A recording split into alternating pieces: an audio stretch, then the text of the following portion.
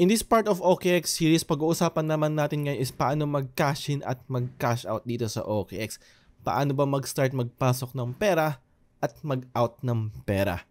Alright, so dito makikita mo sa top screen, meron tayong buy crypto. So makikita natin meron tayong express buy, P2P trading, and third-party payment. So isa-isahin natin yan.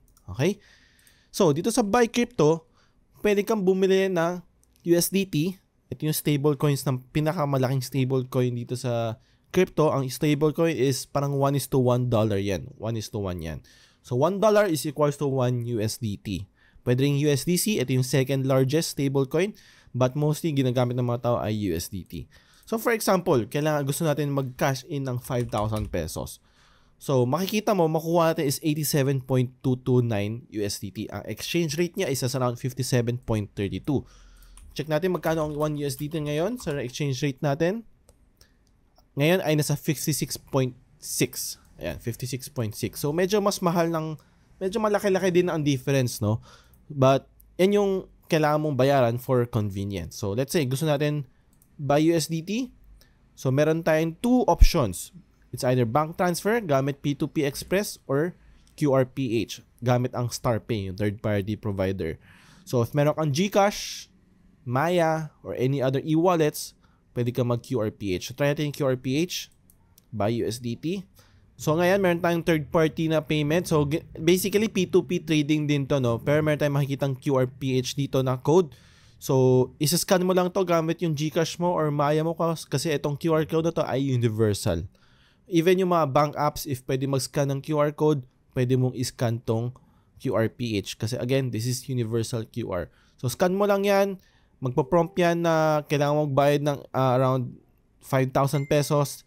Then once done yan, kailangan mo i-screenshot, i-send mo kay Ellard Royce o Chua.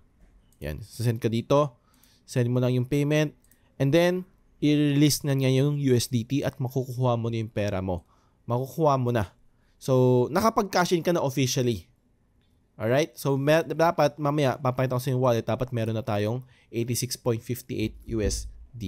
Next naman is yung P2P trading. So dito para tayong nasa digital money exchanger na marketplace. So makikita mo dito, marami tayong iba-ibang klaseng merchants dito na willing bumuha ng pesos natin. In exchange is makuha natin yung USDT. So marami tayong mga merchants dito, iba-iba yung pangalan. Hindi lahat ay authentic, I would say, but majority ay legit naman yan. Kasi merong yung verification na nangyayari with OKX and dun sa merchant. Merong mga compliance, regulations, securities para masabing authentic sila at verified sila. Mapapansin, meron tayong mga diamond merchants, meron tayong super merchants para lang makita mo kung trustable ba talaga yung mga merchants na to. So, pipili ka, no? Magkano ba gusto mong i-cash in? Again, gusto mo ng 5,000 pesos. So, makikita mo dito, bibigyan kayo ng mga money exchange na merchants na willing kumuha ng 5,000 mo. Kasi mga ibang merchants ay ang minimum nila is sabihin natin mga 10,000, 20,000. So hindi ka makakapag-cash in sa kanila kasi meron silang minimum. 5,000 lang pera mo. Alright? Next is meron tayong mga iba-ibang bank methods na kung saan ka mas convenient. So marami naman banks na available, supported. So sabihin natin gusto mo GoTime. Okay, pera mo ay nasa GoTime. So again, if you filter out din niya yung mga merchants na willing tumanggap ng minimum ng 5,000 at tumatanggap ng GoTime galing sa GoTime Bank. So kunyari gusto natin piliin si Blue Trust Exchange kasi mababa ang exchange rate niya compared sa mga iba pang mga merchants. So mas marami tayong makukuhang USDT sa kanya kasi mas mababa ang exchange rate niya. So click mo lang yung buy. Ayan. Then, magkano babayaran mo? Magkano ba gusto mong mag-cash in? Sabi natin, gusto mo ngayon 7,500. So, expected na makukuha mo ay 131.18. Then, anong method ang gusto mo? GoTime Bank. Then, buy USDT with zero fees. Ayan. So, click mo lang. Confirm. May bagong pop-up na lalabas. Ayan na. So, ito ang account number niya sa GoTime. So, copy mo lang yan. Bank transferan mo siya ng 7,500 pesos. Then once na nagawa mo niyan, screenshot mo, then send mo sa kanya yung screenshot, yung proof of payment. And antay mo lang ma-release niya yung, once na confirm niya yung kuha, antay mo lang ma-release niya yung 131.18 USDT. Parang same lang din yon sa kanina. Yung kanina kasi it's an express. OKX nang pipili para sa'yo kung saan kayo merchant ka makikipag-transaction. So, cancel lang natin. So, nagawa natin express buy, nagawa natin P2P trading, ngayon naman is yung third party payment. Unfortunately, hindi natin magagamit to sa Pilipinas kasi wala tayong gateway na pwedeng gamitin. Wala tayong third party na provider na pwedeng gamitin pang cash in.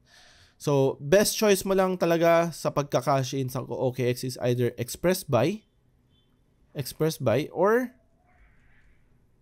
P2P trading. I recommend is P2P trading kasi dito mas marami kang choices na pwedeng pagpilian, no? Mas marami kang freedom. Unlike sa P2P, sa Express, wala kang choice. Siya pipili para sa'yo. So once na nakapag-cash in ka na, makikita mo na dapat yung pera mo sa wallet mo. So right now, meron akong around 10,000 USDT. Dapat makikita mo yan sa funding assets mo.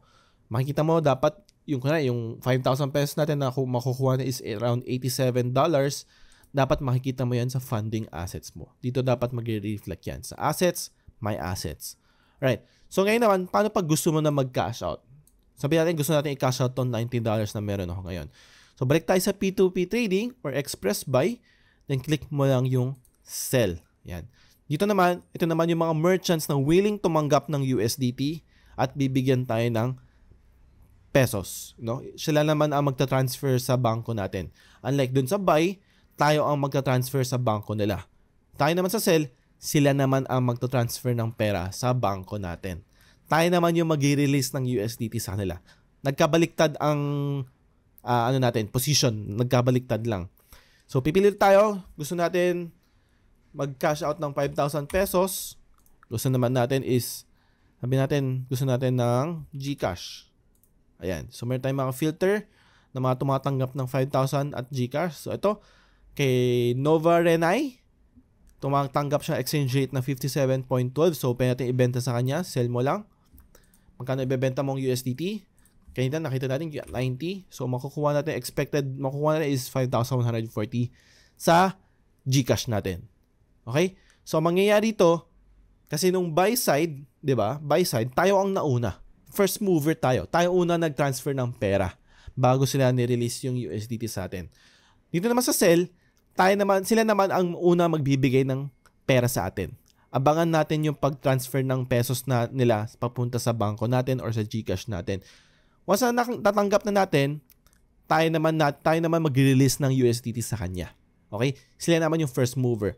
Sa buy side, tayo ang first mover. Sa sell side, sila ang first mover. In the next part of the series, pag-uusapan naman natin yung market and opportunities. Paano babasahin itong mga to? Ano itong hot, new, trending? Ano ba itong mga asset na to? Ano ba ibig sabihin ng 24-hour volume, 24-hour turnover, market cap, losers, gainers? Pag-uusapan natin lahat yan in the next video. So make sure naka-subscribe kayo at naka-bell on ang notification nyo. Right? Thank you. Bye-bye.